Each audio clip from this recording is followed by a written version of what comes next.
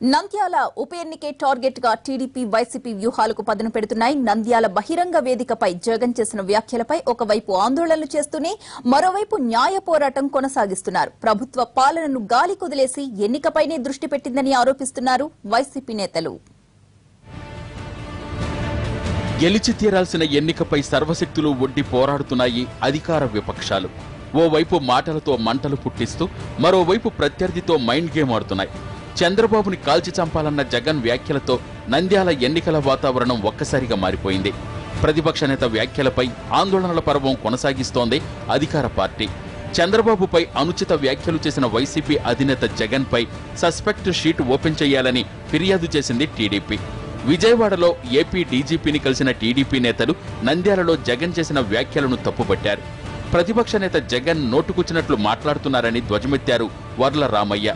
Blade batch, Khalnayak బ్యాచ్లకు Jagan బ్యాచ్కు తేడా లేదని విమర్శించారు.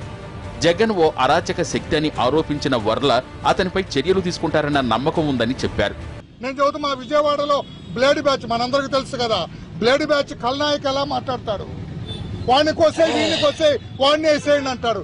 ఈ రోజున బ్లేడ్ బ్యాచ్ లాంటి ఈ జగన్మోహన్ రెడ్డి రౌడీ బ్యాచ్ నాయకుడు జగన్మోహన్ రెడ్డి అతను కూడా వాడిని వేసేయండి వీడిని వేసేయండి అని మాట్లాడుతున్నాడు. అందుకని అతని మూమెంట్స్ మీద, అతని ప్రతి కదలిక మీద వాచ్ పెట్టమని డీజీ గారిని కోరటం జరిగింది. ఇచ్చిన హామీలు నెరవేర్చని చంద్రబాబుపై జగన్ ఒక్క మాట అంటే రాస్తా రోకోలు, దిష్టిబొమ్మలు దగ్ధం చేస్తారా అంటూ టీడీపీ నేతల్ని నిలదీశారు వైసీపీ నేత పార్థసారథి. మంత్రులతో పాటు ముఖ్యమంత్రి కూడా పాలనను గాలికొదిలేసి నంద్యాల ఉప ఎన్నికల ప్రచారంలో నిమగ్నమయ్యారంటూ విరుచుకుపడ్డారు.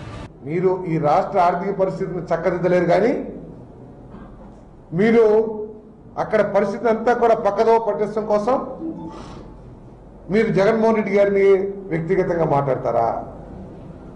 ఏదో ఒక చిన్న విషయాన్ని బట్టి రాస్తా రోకోలు లేకపోతే దిష్టి బొమ్మలు చేస్తారా?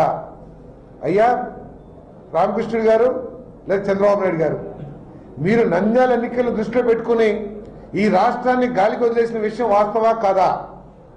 ఎవరైనా మీ మంత్రి కానీ మీ అధికారులు కానీ అసలు పరిపాలన గురించి, ప్రజలు ఎదుర్కొంటున్న సమస్యల గురించి ఏమైనా ఆలోచించి ఏమైనా నిర్ణయాలు తీసుకుంటారా అని చెప్పేసి అడుగుతా ఉన్నాను నేను.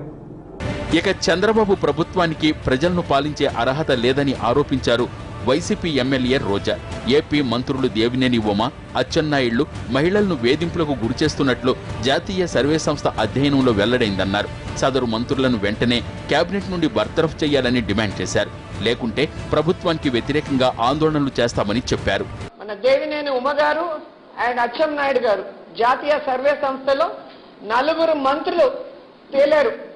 మహిళల మీద అరాచకాలు, అఘాయిత్యాలు చేసే ప్రజాప్రతినిధుల లిస్టులో దాంట్లో 2 మన కేబినెట్ లో ఉండటం చాలా సిగ్గుచేటైన విషయం. అలాంటిని వాళ్ళని కనీసం బర్తరఫ్ కూడా చేయలేదు. ఈరోజు ఒక ఐఏఎస్ ఆఫీసర్ ని తన అసభ్య ప్రవర్తనతో, వెకిలి చేష్టలతో ఇబ్బంది పెడుతున్నాడు ఒక ఉత్తరాంధ్ర మంత్రి అంటే ఆ మంత్రి గురించి, ఆ మంత్రిని బర్తరఫ్ చేసే దిశగా చంద్రబాబు నాయుడు ఆలోచించకుండా ఆ మంత్రికి అండగా ఉంటూ ఈరోజు ఉద్యోగస్తుల్ని కూడా అవమానించే పరిస్థితికి వచ్చాడు. కాబట్టి ఆ మంత్రి పేరు అనౌన్స్ చేసి అతన్ని బర్తరఫ్ చేయకపోతే అతన్ని ఎవరో అనౌన్స్ చేసి మరి ఆ మంత్రికి, ఆ ముఖ్యమంత్రికి బుద్ధి చెప్పడానికి మరి అధికారులు కూడా రెడీగా ఉన్నారు. మరోవైపు సీఎం చంద్రబాబుపై ప్రతిపక్ష నేత జగన్ చేసిన వ్యాఖ్యలకు క్షమాపణ చెప్పాలంటూ విజయవాడలో నిరసన ర్యాలీ చేశారు టీడీపీ నేతలు. చంద్రబాబుపై నంద్యాల సభలో జగన్ చేసిన వ్యాఖ్యలు అభ్యంతరకరంగా ఉన్నాయంటూ చేసిన ఈ ర్యాలీలో ఎమ్మెల్సీ బుద్దా వెంకన్న, దేవినేని అవినాష్లు జగన్ తీరుపై మండిపడ్డారు.